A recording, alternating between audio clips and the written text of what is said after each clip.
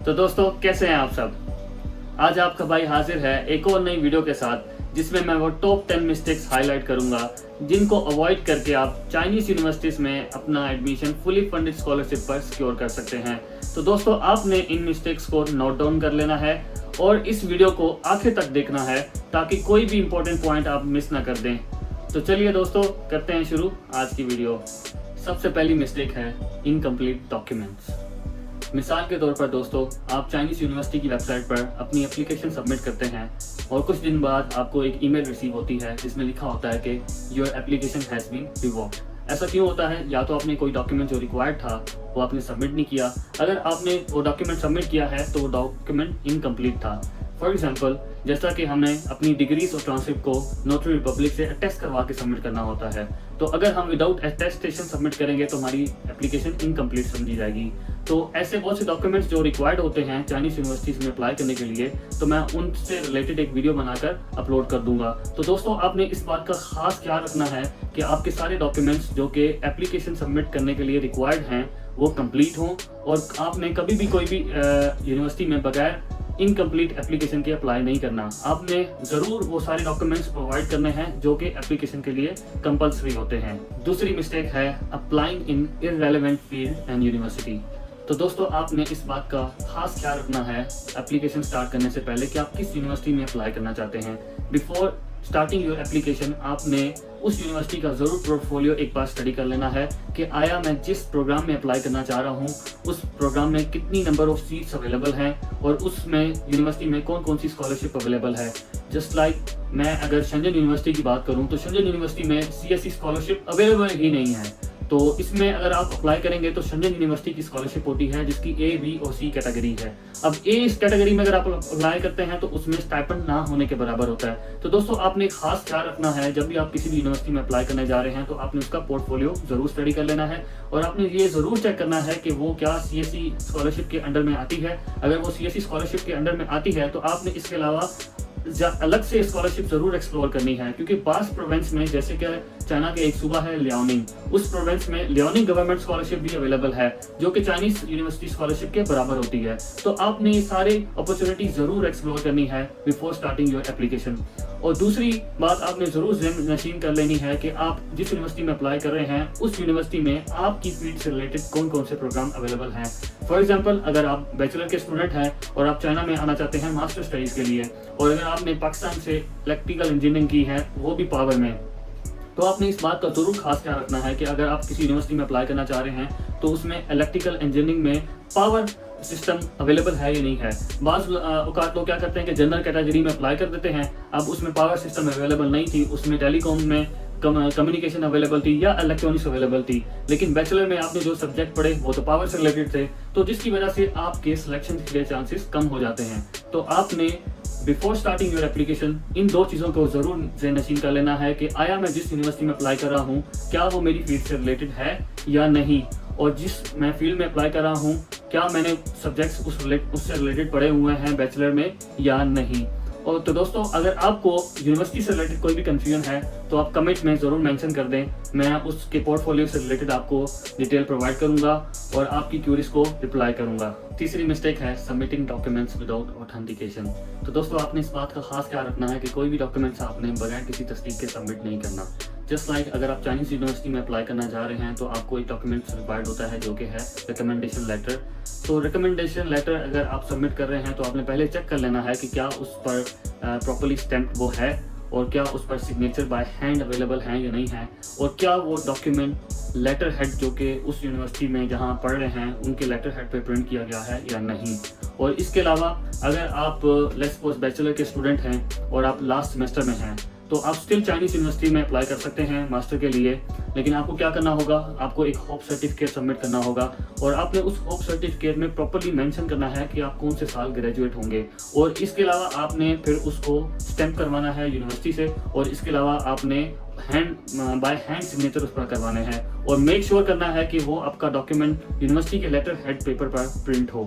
तो दोस्तों आपने इस बात का खास ख्याल रखना है कि आपके डॉक्यूमेंट जो हैं वो जब कोई भी इसको रिव्यू करे तो वो उसको तस्दीक शुदा लगे। चौथी मिस्टेक है ब्लर डॉक्यूमेंट्स। तो दोस्तों आपने इस बात का खास ख्याल रखना है कि जब भी आप अपनी किसी भी यूनिवर्सिटी में एप्लीकेशन सबमिट करने जा रहे हैं तो उससे पहले आपने अपने डॉक्यूमेंट्स को वेरीफाई खुद से कर लेना है कि क्या आपके डॉक्यूमेंट्स जो कि आप ई फॉर्म में सबमिट करने जा रहे हैं क्या वो इजीली रीडेबल हैं या नहीं है। फॉर एग्जांपल, अगर आप अपने पासपोर्ट की अपने मोबाइल के कैमरा से पिक्चर क्लिक करेंगे तो पासपोर्ट का जो पेज होता है उसकी सरफेस रिफ्लेक्टिव होती है, तो जो इमेज आएगी उस पर भी शाइनी सा एक रिफ्लेक्शन होगा, तो उसकी वजह से आपकी इन्फॉर्मेशन रीडेबल नहीं होगी। तो दोस्तों आपने इस बात का खास ख्याल रखना है कि आपके डॉक्यूमेंट्स एक अच्छे स्कैनर से स्कैन किए गए हों और आपने खुद से उनको एक एक करके वेरीफाई करना है क्या मेरा डॉक्यूमेंट इजीली रीडेबल है या नहीं है, क्योंकि जब आप अपनी एप्लीकेशन सबमिट कर देंगे तो रिव्यूअर के पास इतना टाइम नहीं होगा कि वो आपके डॉक्यूमेंट को एक एक करके जूम करके जो है ना वो रीड कर सके। और एक और इम्पॉर्टेंट बात कि जब आप अपने ट्रांसक्रिप्ट को स्कैन कर रहे हैं इवन स्कैनर के थ्रू, तो आपने ये जूम करके खुद से चेक कर लेना है क्या उसके ऊपर सारी इंफॉर्मेशन क्लियर है या नहीं है।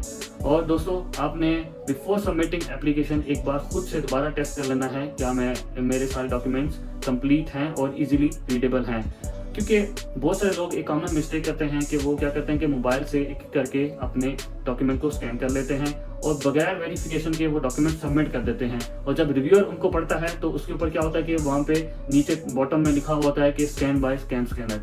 तो ये एक अनप्रोफेशनल बिहेवियर है और रिव्यूअर के माइंड में एक इम्पैक्ट चला जाता है कि यार ये जो बंदा है वो इतना सिंसियर नहीं है या उसने इस चीज़ को सीरियस से नहीं लिया। तो दोस्तों आपने इस बात का खास ख्याल रखना है कि आपने अपने सारे डॉक्यूमेंट्स एक अच्छे क्वालिटी के स्कैनर से स्कैन करवाने हैं और खुद से फिर वेरीफाई करना है कि मेरा एक एक डॉक्यूमेंट इजीली रीडेबल है। 5वीं मिस्टेक है कॉपी एंड पेस्ट। तो दोस्तों आपने इस कॉपी एंड पेस्ट के मेथड को अवॉइड करना है, क्योंकि पास लोग अगर चाइना में अप्लाई करना चाह रहे हैं वो क्या करते हैं कि वो अपने सीनियर से कांटेक्ट करते हैं और उन्हें कहते हैं कि मुझे आप अपनी सीवी या अपना स्टडी प्लान शेयर कर दें, और स्टडी प्लान में वो क्या करते हैं कि उन्होंने जस्ट उसका नेम चेंज किया और फिर उसको वो अपनी एप्लीकेशन के साथ सबमिट कर देते हैं। तो बाज़ वक़्त जब रिव्यूअर उस स्टडी प्लान को स्टडी करता है तो उसमें देखता है कि यार इसमें ये तो कोर्सेज जो इसने मेंशन किए हैं ये तो इसकी ट्रांसक्रिप्ट में अवेलेबल ही नहीं है, तो इससे आपकी एप्लीकेशन डेफिनेटली रिजेक्ट हो जाएगी। तो आपने इस बात का खास ख्याल रखना है कि आपने डॉक्यूमेंटेशन में कॉपी और पेस्ट मेथड अप्लाई नहीं करना, और इसके अलावा आपने पर्सनैलिटी कॉपी से भी अवॉइड करना है। जस्ट लाइक अगर एक स्टूडेंट लेट्स सपोज चाइना की टॉप यूनिवर्सिटी में अप्लाई कर रहा है तो आपने देखा कि अगर वो उसमें अप्लाई कर रहा है तो मैं भी कर सकता हूँ, नहीं आपने ऐसा नहीं करना। मे बी उसके पास क्या पता क्या उस यूनिवर्सिटी के प्रोफेसर का एक्सेप्टेंस लेटर अवेलेबल हो या उसके ग्रेड्स इस काबिल हो या उसका रिसर्च लेवल इस काबिल हो कि वो उसमें अप्लाई करके एडमिशन सिक्योर कर सकता है। आपने अपनी एवेल्युएशन खुद से करनी है, ठीक है। आपने एवेल्युएट करना है कि मेरे आय के ग्रेड्स इतने हैं तो मैं उस रैंक की यूनिवर्सिटी में जाऊं जहां पे मेरा एडमिशन सिक्योर हो सके। तो दोस्तों आपने इस बात का खास ख्याल रखना है इन 2 पॉइंट्स का कि आपने कॉपी इन डॉक्यूमेंटेशन और कॉपी इन पर्सनैलिटी नहीं करनी। बट एक चीज़ में आप कॉपी और पेस्ट कर सकते हैं, वो है इस वीडियो के लिंक को शेयर करने में। तो दोस्तों ऊपर से इस वीडियो के लिंक को कॉपी कर लें और ज़्यादा से ज़्यादा अपने दोस्तों के साथ शेयर करें ताकि सारे लोग इससे फ़ायदा उठा सकें। और फ़ौरन से पहले दोस्तों इस चैनल को सब्सक्राइब कर लें, बेल आइकन को फोड़ दें और नोटिफिकेशन ऑन करना तो फ़र्ज़ है। चलिए अब चलते हैं अपनी छठी मिस्टेक की तरफ। छठी मिस्टेक है इनकंसिस्टेंट फॉर्मेटिंग। तो दोस्तों आपने इस बात को नोट कर लेना है कि जब आप अपना स्टडी प्लान प्रिपेयर करना चाह रहे हैं या रिसर्च प्रपोजल बना रहे हैं तो उसकी एक प्रॉपर फॉर्मेटिंग होती है जिसको आपने फॉलो करना है। जस्ट लाइक उसमें फ़ॉन्ट साइज़ को भी आपने देखना है, ये ना हो कि एक पैराग्राफ का फ़ॉन्ट साइज़ कुछ और हो या उनकी जो अलाइनमेंट है वो सबकी सेम होनी चाहिए। तो आपने कोहेरेंस को भी चेक कर लेना है। और स्टडी प्लान की अगर मैं बात करूँ तो नॉर्मली उसके 3 पार्ट्स होते हैं, introductory, body and conclusion. Introductory में आप ये मेंशन करते हैं कि आप चाइना क्यों आना चाह रहे हैं और आपकी इस एप्लीकेशन का क्या पर्पज़ है, ठीक है। और बॉडी में आप क्या करते हैं कि अपनी एकेडमिक बैकग्राउंड को मेंशन करते हैं, अपने जॉब एक्सपीरियंस को लिस्ट करते हैं और अपने रिसर्च बैकग्राउंड को हाईलाइट करते हैं, और इसके अलावा आप चाइना में आके इस फील्ड में काम करेंगे। और कंक्लूजन में आप क्या मेंशन करते हैं कि आफ्टर गेटिंग एजुकेशन और after graduation from that university आप क्या करना चाहते हैं, ठीक है। तो आपने इसको फॉलो करना है, प्रॉपर फॉर्मेटिंग को फॉलो करना है। इन केस ऑफ मैं आपको एक टिप बता दूं, in case of research proposal, क्योंकि रिसर्च प्रपोजल एक लेंथी डॉक्यूमेंट होता है, बाज़ होता इसके 3 पेजेस हो सकते हैं और इसमें काफ़ी रेफरेंसेस भी मेंशन हो सकते हैं। तो रिव्यूअर के पास जो कि एक प्रोफेसर हो सकता है उसके पास इतना टाइम नहीं होगा कि वो आपका कंप्लीट डॉक्यूमेंट पढ़ सके। तो आपने क्या करना है कि उसके पहले पेज में उस पूरे डॉक्यूमेंट का एक एब्स्ट्रैक्ट वहाँ पे लिख देना है ताकि जो पढ़े वो जल्दी से उसको पढ़ के अंदाज़ा लगा ले कि ये इस फील्ड में और इस पॉइंट पे काम करना चाह रहा है और इसका रिसर्च इंटरेस्ट ये है। 7वीं मिस्टेक है लेट कमर्स। तो दोस्तों आपने फर्स्ट कम फर्स्ट सर्व वाले फार्मूले को कैच करना है, और इसके अलावा आपने टाइम मैनेजमेंट ज़रूर करनी है। लेकिन लास्ट डे पर सबमिट करने वाली एप्लीकेशंस के चांसेस हमेशा कम होते हैं कि वो एक्सेप्ट हों या उनका एडमिशन सिक्योर हो जाए। एक्सेप्शंस हो सकती हैं, लेकिन आपने एक्सेप्शन की तरफ बिल्कुल नहीं जाना उस तरफ आपने। अगर किसी भी यूनिवर्सिटी में आप अप्लाई करना चाहते हैं या चाइनीज़ गवर्नमेंट स्कॉलरशिप की डेट स्टार्ट होने वाली है, आपने एक टाइमलाइन बनानी है। उससे पहले आपने अपने सारे डॉक्यूमेंट्स प्रिपेयर कर लेने हैं, और उसके बाद आपने अपनी एडमिशन की रिक्वायरमेंट को ज़रूर जज कर लेना है। सबसे पहले आप अपने डॉक्यूमेंट्स कंप्लीट करें, और उसके बाद आप हत्तुल इम्कान आपने कोशिश करनी है कि फ़लाँ यूनिवर्सिटी में मुझे एक्सेप्टेंस लेटर प्रोफेसर से मिल जाए। तो प्रोफेसर को अप्रोच करने के लिए उनका रिप्लाई आने के में भी टाइम रिक्वायर्ड होता है, जैसे 15 to 30 डेज आपने इसको देने हैं।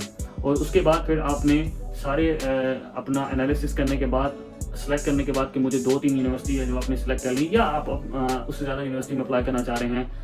मल्टीपल स्कॉलरशिप, जैसे प्रेफरेंशियल गवर्नमेंट की अलग अलग स्कॉलरशिप होती हैं, चाइना में चाइनीज़ गवर्नमेंट स्कॉलरशिप होगी, या सूबाई जो होती है, या प्रोविंशियल स्कॉलरशिप होती हैं, ठीक है, रेजिडेंशियल स्कॉलरशिप होती है, या यूकास स्कॉलरशिप है, या आंसू स्कॉलरशिप है। तो आपने इन सब अपॉर्चुनिटीज़ को माइंड में रखना है, और फिर उस हिसाब से आपने डिसीजन लेना है अपने हिसाब से कि मेरे लिए ये सूटेबल हैं और मैं इन यूनिवर्सिटी में अप्लाई करना चाहता हूँ। तो आपने बिफोर डेडलाइन, ठीक है, आपने बिफोर डेडलाइन अपनी एप्लीकेशन एनी हाउ कंप्लीट कर लेनी है, ताकि आपके एडमिशन होने के चांसेस ज़्यादा से ज़्यादा हों।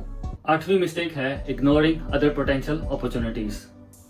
तो फॉर एग्जांपल, आप चाइनीज़ गवर्नमेंट स्कॉलरशिप पर अप्लाई कर रहे हैं और उसके अंडर आप एक ही यूनिवर्सिटी में अप्लाई कर सकते हैं। अगर आप सिर्फ एक यूनिवर्सिटी में अप्लाई करते हैं तो उस यूनिवर्सिटी में डेफिनेटली पूरी दुनिया से लोग अप्लाई कर रहे होंगे, तो उसकी वजह से आपके सिलेक्शन के चांसेस भी उस हिसाब से होंगे। तो आपने क्या करना है कि आपने दूसरी अपॉर्चुनिटीज़, दूसरी यूनिवर्सिटीज़ में स्कॉलरशिप्स को भी एक्सप्लोर करना है। जैसा कि फॉर एग्जांपल शंघाई यूनिवर्सिटी में और शंघाई जियातोंग यूनिवर्सिटी में या शियान जियातोंग यूनिवर्सिटी में यूनिवर्सिटी स्कॉलरशिप होती है, जो कि एग्जैक्टली चाइनीज़ गवर्नमेंट स्कॉलरशिप के इक्वल होती है। इसके अलावा अगर मैं बात करूं थियानजिन यूनिवर्सिटी, उसमें एक फयांग स्कॉलरशिप है जो कि एग्जैक्टली सीएससी या चाइनीज़ गवर्नमेंट स्कॉलरशिप के बराबर है। और अगर मैं बात करूं लियाओनिंग प्रोविंस की, तो उसमें एक लियाओनिंग प्रोविंस के हिसाब से स्कॉलरशिप है। या मैं बात करूं गुआंगडोंग प्रोविंस की, तो उस गुआंगडोंग प्रोविंस में एक स्कॉलरशिप है गुआंगडोंग प्रोविंशियल स्कॉलरशिप के नाम से, जो कि चाइनीज़ गवर्नमेंट स्कॉलरशिप के इक्वल होती है। तो आपने इस तरह दूसरी अपॉर्चुनिटीज़ ज़रूर एक्सप्लोर करनी है। और one of the very important scholarship जो कि आपने ज़रूर देखनी है, यूकास स्कॉलरशिप, क्योंकि इस स्कॉलरशिप का स्टाइपेंड चाइनीज़ गवर्नमेंट स्कॉलरशिप से भी ज़्यादा होता है, और इसके अंदर आंसू स्कॉलरशिप भी होती है। मतलब आप यूकास के अंदर चाइना की डिफरेंट सिटीज़ में इनके इंस्टीट्यूट होते हैं, वहाँ पे अप्लाई कर सकते हैं। और इसके अलावा आप इसमें टवास और यूकास के अंडर आप आंसू स्कॉलरशिप में अप्लाई कर सकते हैं। तो आपने सिर्फ एक यूनिवर्सिटी पे अप्लाई नहीं करना, आपने मल्टीपल यूनिवर्सिटी पे अप्लाई करना है, और कोशिश करें आप ज़्यादा से ज़्यादा यूनिवर्सिटीज़ में अप्लाई कर सकें।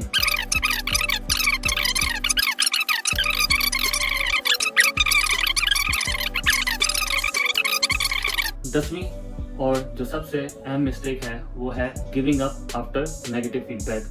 दोस्तों, अगर आपको खुदा न खास्ता किसी यूनिवर्सिटी से नेगेटिव रिस्पॉन्स आता है कि आपकी एप्लीकेशन एक्सेप्ट नहीं हुई, तो still you can find other opportunities in China. Just like अगर मैं चाइनीज़ गवर्नमेंट स्कॉलरशिप की बात करूं तो बहुत सारी यूनिवर्सिटीज़ की जो डेडलाइन वो मार्च 31 तक होती है। अगर आपको अप्रैल में खुदा न खास्ता किसी यूनिवर्सिटी से नेगेटिव रिस्पॉन्स आता है, तो आप स्टिल अदर यूनिवर्सिटीज़ में अपॉर्चुनिटीज़ हंट कर सकते हैं। जैसा कि हाइबेन इंस्टीट्यूट ऑफ टेक्नोलॉजी की डेडलाइन मई तक होती है, और अगर मैं बात करूँ थियानजिन यूनिवर्सिटी की, तो उसमें एक फयांग स्कॉलरशिप है जो कि सीएससी के एग्जैक्टली इक्वल है, ठीक है। तो आप उसमें अप्लाई कर सकते हैं, उनकी डेडलाइन में 31 तक होती है। तो इस तरह बहुत सारी यूनिवर्सिटीज़ को आप फाइंड आउट कर सकते हैं जिसकी स्टिल डेडलाइन अवेलेबल हो, ठीक है। आप बिफोर द डेडलाइन उसमें अप्लाई कर सकते हैं। मैं आपको अपनी एग्जांपल दूं, मैं बैचलर की लास्ट सेमेस्टर में था और मैं चाइना में अप्लाई करना चाह रहा था, लेकिन ड्यू टू समहाउ मैं उसमें सक्सेसफुल नहीं रहा। फिर मैंने 1 साल के बाद अप्लाई किया और मेरा मास्टर में चाइनीज़ गवर्नमेंट स्कॉलरशिप पर फुली फंडेड जो कि स्कॉलरशिप है उस पर मैं चाइना आ गया। तो आपने भी एक बात को ज़हन नशीन रखना है कि जब तक सांस है तब तक चांस है, और self motivation is the best motivation. तो दोस्तों, आपने इन 10 मिस्टेक्स को याद कर लेना है। नेक्स्ट टाइम जब भी आप अपना एप्लीकेशन प्रोसेस स्टार्ट करें, आपने इन 10 मिस्टेक्स को अवॉइड करना है। आई कैन अश्योर यू, अगर आप इन 10 मिस्टेक्स को अवॉइड करेंगे तो आपका एडमिशन चाइना में होने के चांसेस बढ़ जाएंगे। और दोस्तों मैं अपनी नेक्स्ट वीडियो इस टॉपिक से रिलेटेड बनाने वाला हूँ कि चाइनीज यूनिवर्सिटीज़ में अप्लाई करने के लिए कौन कौन से डॉक्यूमेंट्स रिक्वायर्ड होते हैं। अगर आपके माइंड में कोई क्यूरी हो तो आप कमेंट बॉक्स के थ्रू मुझसे पूछ सकते हैं और मैं अपनी आने वाली वीडियोस उन टॉपिक से रिलेटेड बना दूंगा। इस वीडियो को आखिर तक देखने का बहुत शुक्रिया। अपने इस चैनल को सपोर्ट करते रहें और कनेक्ट उस्मान।